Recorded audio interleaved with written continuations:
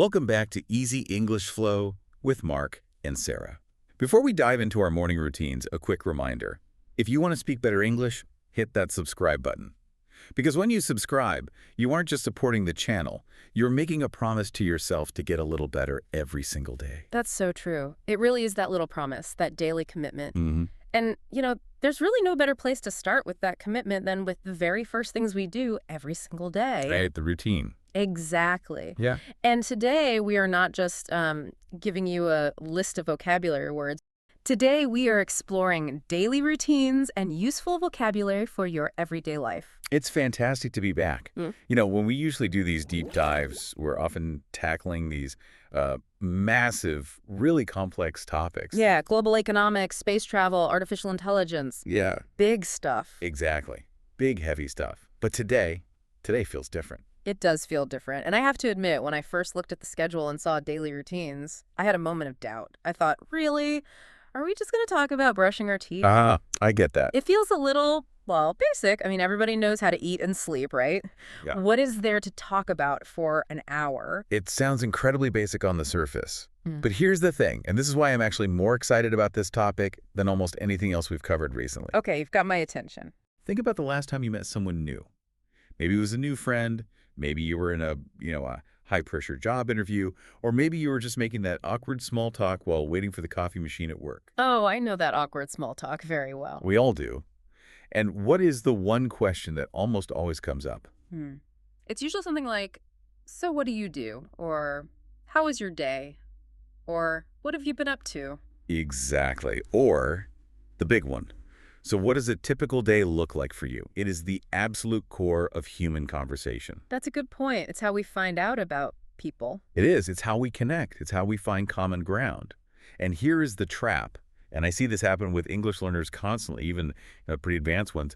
They freeze up. They freeze. Why? Just talking about your day seems easy. Because they have the basic verbs. They can say, I eat breakfast, I go to work, I come home. But when they say it, it sounds robotic. Totally robotic. Yeah. It sounds like a list of facts from a police report rather than a story about a human life. It sounds like a textbook from 1995. I go to the library, the book is read. It's technically correct, but it has no soul, no personality. Precisely. It lacks flow. And that is our mission today. We aren't just going to list verbs. We're going to uncover the secret ingredients that make you sound natural. Okay, secret ingredients. I like the sound of that. We are talking about two specific tools that native speakers use constantly without even thinking about them. Phrasal verbs and collocations. Okay, let's unpack that immediately because those sound like grammar buzzwords that make people nervous. They do, don't they? I remember sitting in school and sweating when the teacher said phrasal verbs. So let's demystify it. What is a phrasal verb, really? Okay, simply put, a phrasal verb is just a verb combined with a little word, like a preposition or an adverb, sometimes both, that creates a completely new meaning. A new meaning. A totally new meaning. Think of the verb wake.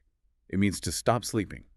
But if you add the little word up, you get wake up. Okay, simple enough. Or think about the verb give. That means you hand something to someone, right? Right. Give me the salt. But if you say give up, it means to quit. Don't give up. The little word up changes the meaning entirely. Native speakers absolutely love these. We use them way more than the fancy Latin-based words. That is a great point. We rarely say, I regained consciousness in a casual conversation. Never. We just say, I woke up. Exactly. And then the other secret ingredient we have is collocations. Collocations. That Yeah. sounds even more scientific than phrasal verbs. It sounds complex, but it's actually very intuitive. Collocations are just words that are, I like to think of them as best friends. Best friends. Yeah, they naturally go together. For example, think about coffee. You don't cook coffee. If you said, I cook some coffee, people would understand you, but they would definitely look at you strangely. It sounds like you put coffee beans in a frying pan with some onions or something. It creates a weird mental image. Exactly, a very weird mental image. You brew coffee or you make coffee. Those words brew and make are best friends with the word coffee. If you use the wrong partner, it just stops the flow of the conversation, creates a little bump. I love that analogy. Words that are best friends. So our mission for this deep dive is to take a full 24-hour cycle from the moment you open your eyes to the moment you close them and give you, our listener, the tools to narrate that journey smoothly. We want to move you from saying, I slept, to something much more descriptive and natural. We are going to break the day down into phases. We'll walk through the life of a typical person step by step, and we are starting right at the beginning, phase 1, the morning struggle. Morning struggle. I think everyone can relate to this one. The struggle is real. I'm definitely not a morning person, so take us into the scene. It is dark outside, it is early, you are warm and comfortable in bed. What happens first? The sound. The dreaded sound. The alarm clock. Now, in English, we don't usually say the alarm rang, although you can. It's not wrong. But the most natural common phrasal verb here is to go off. To go off, as in, my alarm goes off at 7 a.m. Yes, it means it starts making noise. It activates. That's interesting because go off is a weird phrase. It's so versatile, like if a bomb goes off, it explodes. Right. And if milk goes off, it means it's become rotten and sour. It is a very versatile phrasal verb. In the context of an alarm, you can think of it as exploding with sound. It interrupts the silence. I like that. It definitely feels like a small explosion in my brain every morning. So the alarm goes off. Now you face the first critical distinction of the day, and this is where so many learners get confused. It's the difference between waking up and getting up. Oh, this is a big one. I feel like I live in the space between these two verbs for about 20 minutes every single morning. You and me both. So let's be really precise here. To wake up is the mental act. It is when you stop sleeping. You open your eyes. Consciousness returns. You remember who you are, what day it is. But you are still in bed. You're horizontal. Exactly. You're horizontal. Right. I'm staring at the ceiling, thinking about all my life choices, wondering why I have to be an adult today. I am awake, but I am not up. Exactly. To get up is the physical act. It means your feet hit the floor and you leave the bed. You become vertical. So a very natural sentence, and one that shows a lot of English competence, would be, I woke up at 7:00, but I didn't get up until 7:30. That is a very, very useful sentence for anyone who loves their bed. It tells a little story about your morning character, doesn't it? It does. And this brings us to the two types of personalities mentioned in our source material. We have the early bird and the night owl. Yes. The early bird. These are those, well, some might say annoying, but let's be polite and say impressive people Yes, let's say impressive. who wake up at 6 a.m., sharp, Yeah. fully energetic. They wake up and they get up right away. Right away. That's a good phrase. It just means immediately. Yes, instantly. No hesitation, no staring at the ceiling. The alarm goes off, their feet are on the floor right away. And then you have the night owl. This is me. This is my team. Someone who stays up late, maybe watching movies or working, and really, really struggles when that alarm goes off. For the night owl, the alarm is an enemy.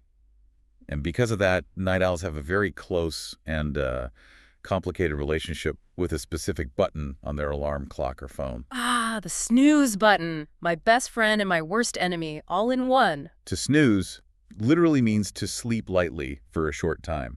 But on an alarm, pressing the snooze button pauses the noise for usually, 5 to 9 minutes? Yeah, about that. It's a little slice of heaven. It allows you to steal just a little bit more sleep. Yeah. But it's a dangerous game, isn't it? It's extremely dangerous because if you hit snooze too many times, or if you accidentally turn the alarm off completely instead of just hitting snooze. Then you run the risk as another key vocabulary word, oversleeping. Ooh, oversleep. That just sounds negative. The over makes it sound bad. It is negative, and you have to be really careful not to confuse this with sleeping in. They sound similar, but the feeling is completely different. Okay, explain that. To oversleep means you slept longer than you intended to. You missed the alarm. You were late for work. It's an accident, a bad accident. So I overslept and missed the bus. That is a sentence full of panic. Exactly. Your heart is racing. You are rushing around, throwing on clothes. Total chaos. I know that feeling. But sleeping in is the opposite emotion. Sleeping in is wonderful. It is intentional. It's a choice. It is usually what we do on weekends. I love to sleep in on Sundays. Exactly. It means you do not set an alarm. You wake up whenever your body naturally wants to. It implies luxury and rest. So just to recap the emotion here, oversleep equals panic and stress. Right. Sleep in equals luxury and pancakes. Perfectly said. That is the perfect way to remember it. Context is everything. Okay, let's say we have successfully gotten up, we didn't oversleep, we are officially out of bed. Now we move to phase 2, the bathroom and getting ready. Right. Now, we had the standard verbs here that you probably learned in your first English class. You brush your teeth. You wash your face. Those are simple, very clear. Can't go wrong with those. But let's look at how to talk about bathing. You can say, take a shower. That is 100% correct. But if you want to sound more casual, a little more natural and quick, you can use the phrase, Hop in the shower. Hop in. No, wait a minute. Hop is what a rabbit does. Are you telling me we should be physically jumping into the shower? Because that sounds like an accident waiting to happen. Ideally not, because you might slip and fall. But the verb hop here implies a quick, energetic, light motion. Ah, is it? Saying, I'm going to hop in the shower, signals to the listener that you won't be in there for an hour. It's a quick task. It sounds light and efficient. I see. So if I say, I need to shower, it sounds neutral, like a statement of fact. But I'm going to hop in the shower, then we can go. Sounds like I'm moving with purpose. It's faster. Exactly. It flows better. It's more dynamic. And after the shower, you get dressed. Right. Get dressed. And note that we don't usually say, I put my clothes on when describing the general routine. That sounds a bit like you are describing the action to a small child. First I put my socks on, then I put my shirt on. Exactly. Instead, we just use the phrase get dressed. It encompasses the whole process. And then for those with a more complex routine, there's putting on makeup or doing my hair. Do my hair is a great catch-all phrase, isn't it? It is very useful because you don't have to be specific. It could mean brushing, styling, blow drying, putting gel in, using hairspray. It covers all of those actions. You don't need to explain the mechanics, just I need to do my hair. It's efficient. Which brings me to a cultural insight in our notes here that I think is fascinating. It's this concept of being on autopilot. Autopilot. That's an aviation term, isn't it? From airplanes? It is. When a plane flies itself, it's on autopilot. So how does that apply to a human in the morning? In the context of a morning routine, it means doing things without really thinking about them because they are such deep ingrained habits. You are functioning, but your brain isn't fully engaged yet. Ah, I relate to that so much. I don't consciously remember brushing my teeth half the time. I just know I did it because my toothbrush is wet when I see it later. I am a zombie. That is autopilot. You are a zombie on autopilot. And it is actually culturally important to understand this. In many English-speaking cultures, especially in the US and the UK, the morning is all about efficiency. Getting things done. Yes. We aren't usually having deep philosophical debates at 7 a.m. We are on autopilot. We want to get from the bed to the front door as smoothly and quickly as possible. So the language reflects that. It's short, punchy verbs. Get up, shower, get dressed, go. Which brings us to a crucial part of that whole process, the fuel for the machine. Phase 3, breakfast. Or, as the outline says, fueling the body. Food. Finally. Now, breakfast habits are incredibly diverse. Our sources identify 3 main types of breakfast eaters, and the vocabulary changes quite a bit depending on which one you are. Okay, let's break them down. Type 1 is the sit-down breakfast. This is the ideal, perhaps. The dream breakfast. This person woke up early, they have time. They might cook eggs, make some toast, maybe have a bowl of oatmeal. And the vibe is calm. The vibe here is very calm. They're sitting at a table, eating slowly, maybe reading the news on their tablet or listening to the radio. I feel like this person also irons their socks. They're just very organized. I aspire to be this person, but I am rarely this person. Most of us aren't, which leads us directly to the reality for many people. Type 2, the grab and go. Grab and go. I love how descriptive English can be with these little hyphenated words. Is exactly what it says. You grab something and you go. This is very common for busy professionals or parents with kids. You might pick up a banana, a yogurt, or a protein bar. Things you can eat with one hand while walking. Exactly. And a key phrase here, a really great idiom, is to grab a bite. Grab a bite. Yes. It means to get food quickly. You might hear someone say on the phone, I'm running late, I'll just grab a bite on the way to work. It implies you aren't sitting down for a 3-course meal with a napkin on your lap. It is purely functional eating. And then there is type 3, the skippers. The people who skip breakfast entirely. Maybe they are doing intermittent fasting, which is very popular right now, or maybe they just aren't hungry in the morning. Yeah. For them, breakfast is just liquid. Coffee, the lifeblood of the modern economy. Absolutely. And this brings us back to those collocations we mentioned at the very start. It bears repeating because this is the hallmark of a fluent speaker. The word best friends. The word best friends. You brew coffee or you make coffee. I can't function until I brew my morning coffee. Perfect usage. Brewing specifically refers to the chemical process of hot water passing through the coffee grounds. It sounds a bit more specific and, I don't know, warm than just making. But if you say, I am going to cook coffee, it just sounds wrong, like you are making coffee soup. Let's avoid coffee soup at all costs. There was one other food term in the notes that I think is great for learners because it can be confusing. Leftovers. Yes, Leftovers. This is a noun. It refers to the food remaining from the previous night's dinner. So if I made a giant pepperoni pizza last night and there are 2 cold slices sitting in the fridge this morning? Those are leftovers. And frankly, cold pizza is a champion's breakfast in my book. But more often, people take leftovers for lunch. It is a very common word in daily life. What's for lunch? Oh, I just brought some leftovers. It implies you didn't cook something fresh, you were just reusing the delicious meal from last night. Exactly. It's efficient. Okay, so we are fed, we are dressed, we are caffeinated. It is time for phase 4, leaving the house. The departure. The key phrasal verb here, and it's a great one, is head out. Head out, not just leave. Why head? What does that add? Leave is fine. Leave is correct. But head out has more flow. It sounds more natural. Okay, I'm heading out now. See you later. It suggests movement towards a destination. To head means to move in a particular direction. Ah, like I'm heading north. Precisely. So heading out means you are directing yourself out of the door and towards your next location. It sounds dynamic and active. And before you head out, there is the mental checklist. I do this every single day. I do the pat down. I pat my pockets to check for things. The holy trinity of modern life. Yeah. Keys, wallet, phone. Keys, wallet, phone. Every single time. If you forget one, the whole routine just collapses. It's a disaster. You have to run back inside, maybe with your shoes on, messing up the floor. Yeah. It completely ruins the smooth flow of the morning. So checking for keys, wallet, and phone is a universal part of the heading out ritual. So we have headed out. The door's locked. Now we enter phase 5, the daily commute. The commute, this is a very important word for daily life. It acts as both a noun and a verb. Your commute is the journey from your home to your workplace or your school. So I can ask someone, how long is your commute? Right. And you might answer, my commute takes about 45 minutes. It is a standard small talk question, by the way. People love complaining about their commute. Oh, they really do. It is a bonding experience. Oh, the traffic was terrible today.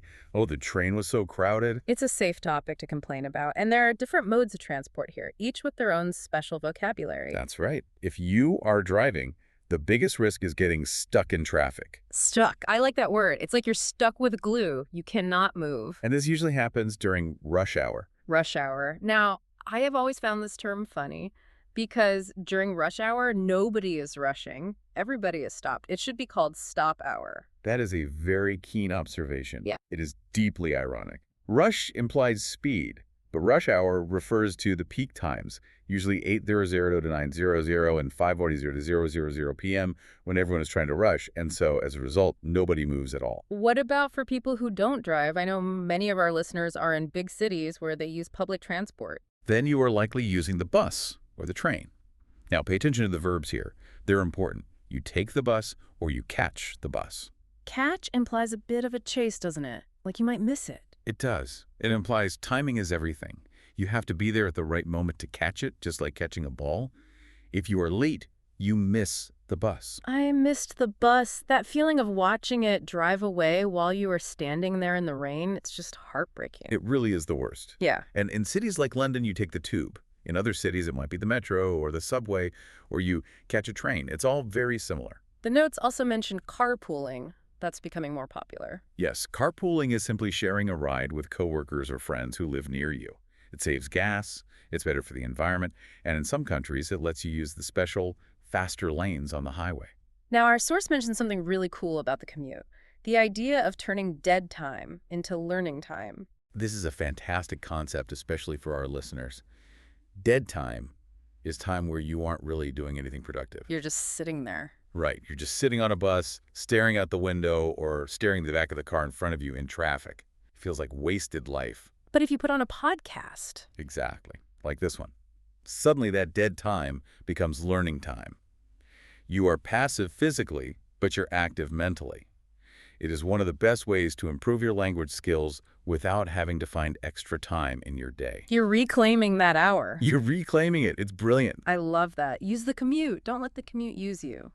Okay, phase 6. We have survived the traffic.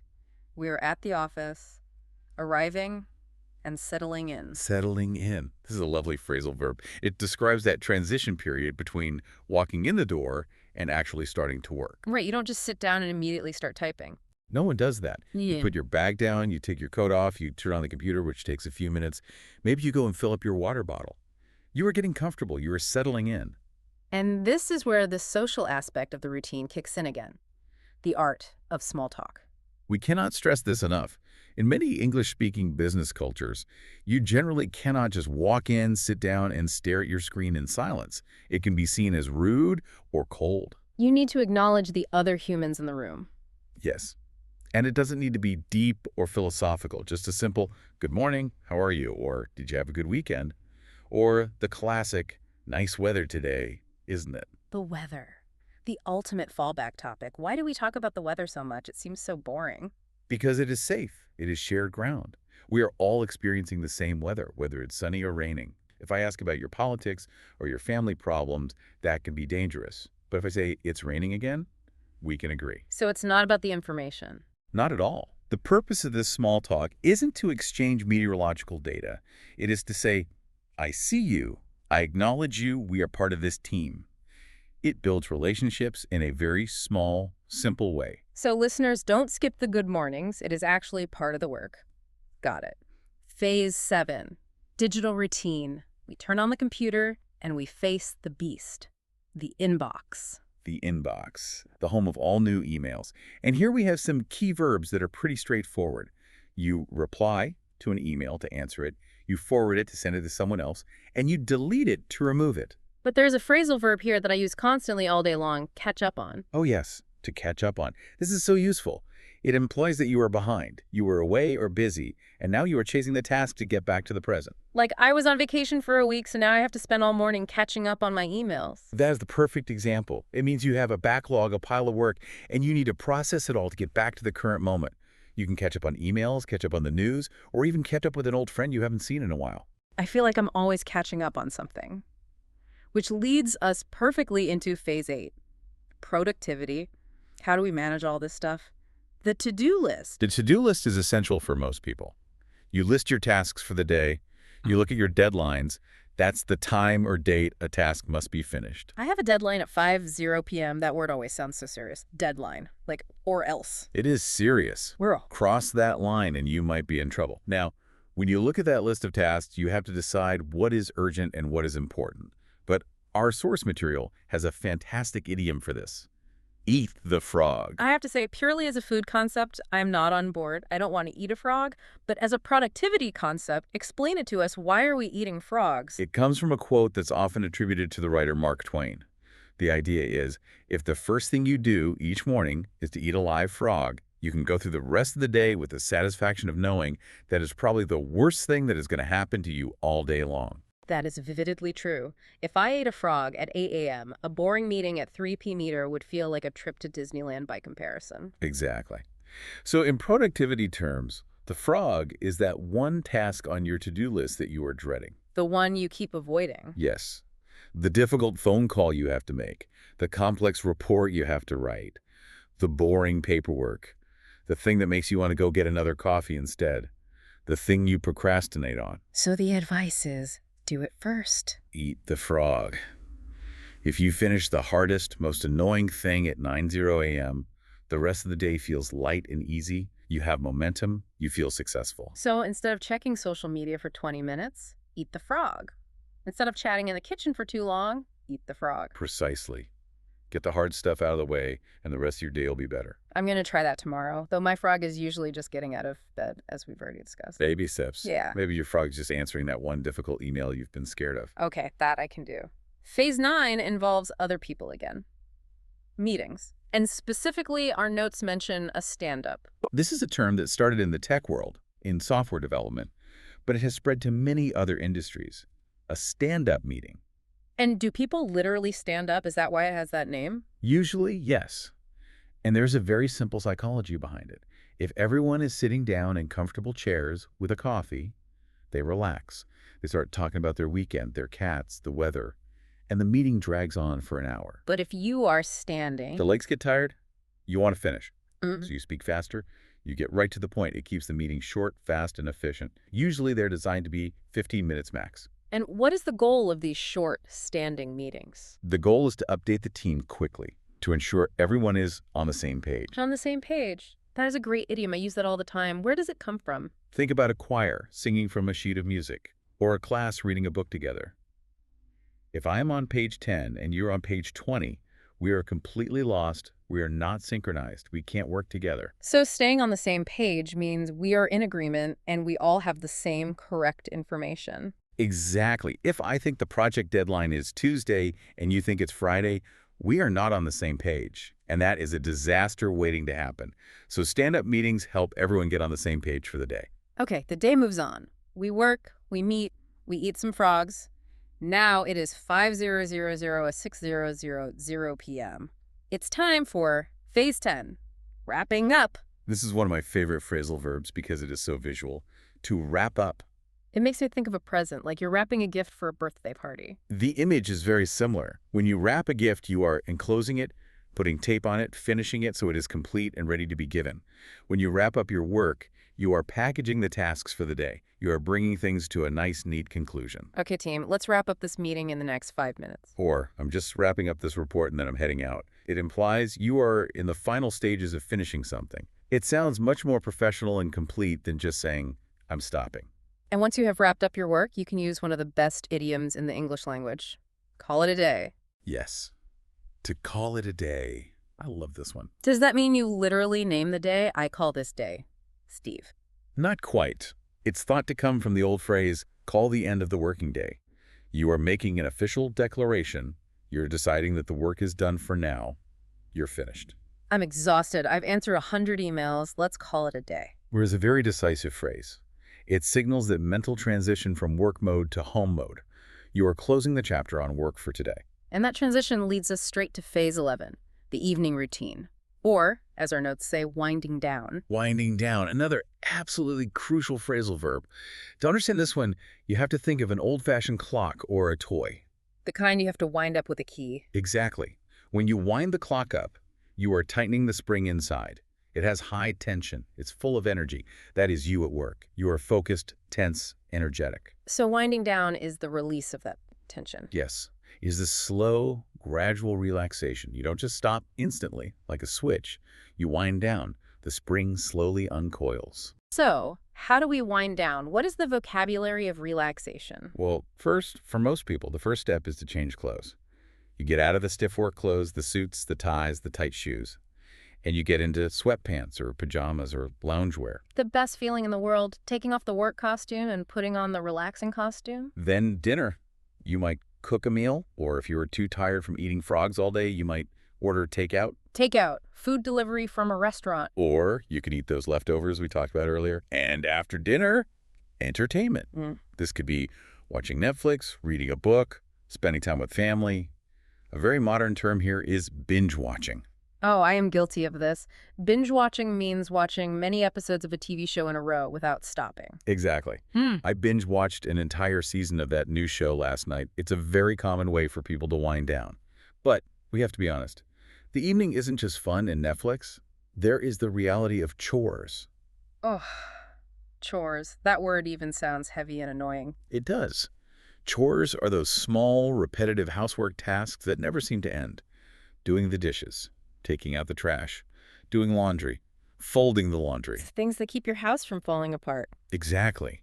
So even while you are winding down, most adults have to knock out a few chores. I just need to do the dishes before I can go to bed. It is part of the daily routine for almost everyone. And finally, that brings us to phase 12, the end of the road, bedtime. The circle is complete. Now, you can say, I'm going to go to bed. That is perfectly fine. It is clear. But if you want to sound a bit more sophisticated or just have some variety, you might say, I'm going to turn in. Turn in. That sounds a bit formal, maybe, a little old-fashioned. Why, it's getting late. I think I'm going to turn in. A little bit, Yeah. but it's still very common in conversation. It implies you are withdrawing from the social world of the living room and turning in towards your private room. Yeah. And then we have the fun, very casual idioms, hit the sack or hit the hay. Get the hay. That sounds like we are all farmers sleeping in a barn. Are we horses? It actually comes from the old days, we're talking centuries ago, when mattresses for poor people were literally just sacks stuffed with hay. You're kidding. No, they didn't have memory foam. They had dried grass, so you would literally hit the hay. Wow. So when we say hit the hay, we are using a phrase that is hundreds of years old. We are. Language is history. I'm so tired I'm going to hit the sack. Just means I'm going to go to bed. And hopefully when you hit the sack, you sleep like a log. Yes, that's the goal. Think about a log, a big piece of a tree. It is heavy, it doesn't move. To sleep like a log means to sleep very deeply and very still without waking up. And the opposite of that would be, Tossing and turning, that's when you're moving around all night because you can't get comfortable. You're restless. or even worse, insomnia, which is the medical condition of not being able to sleep at all. Or having a nightmare, which is, of course, a very bad dream. Let's hope for sleeping like a log, though, for all our listeners. So we have gone from the alarm going off to turning in. We have covered the whole day.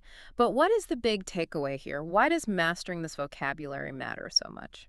It matters because your routine is the scaffolding of your life. It's the structure. And for a language learner, the daily routine is the easiest and best place to practice because it happens every single day. You don't need a textbook, you just need your own life. Exactly. Whether you are an early bird or a night owl, your goal is to be able to narrate your life. If you can describe your day fluently using these natural phrasal verbs like wrap up and wind down, you sound like you belong. You sound natural. It connects you to people. It allows you to answer that scary question we started with. So what does a typical day look like for you? And you can answer it with confidence and personality, not like a robot. So here's our challenge for you, the listener. Tomorrow, as you go through your day, try to narrate it in your head. Be the narrator of your own movie. I love that. When the alarm rings, don't just think alarm. Think, okay, my alarm is going off. When you finish a task at work, say to yourself, all right, I'm wrapping this up. And when you sit on the sofa in the evening, think, time to wind down. Use the specific words. Don't just say finish and relax. Practice wrap up and wind down. Make them part of your internal monologue. Because that internal practice builds external fluency. It really does. Let's do a quick-fire glossary run-through to keep these fresh in everyone's mind. Just the biggest hits. Ready? Ready. It's news. To delay your alarm for a few more minutes of sleep. Commute. The daily journey you make between your home and your work. Rush hour. The busiest time for traffic, usually in the morning and evening. Wrap up. To finish a task or a meeting. Okay, wind down. To relax slowly after a busy or stressful day. Call it a day. To decide to stop working for the day. And last one, chores. Small routine jobs around the house like doing the dishes or taking out the trash. Boom. There it is. Your toolkit for describing daily life like a native speaker. It's simple stuff, but it is so, so powerful. Thank you so much for joining us on this deep dive into the everyday. It turns out the so-called boring stuff isn't so boring after all when you look at the language. Keep practicing, keep talking, and keep that flow going. See you next time. Goodbye.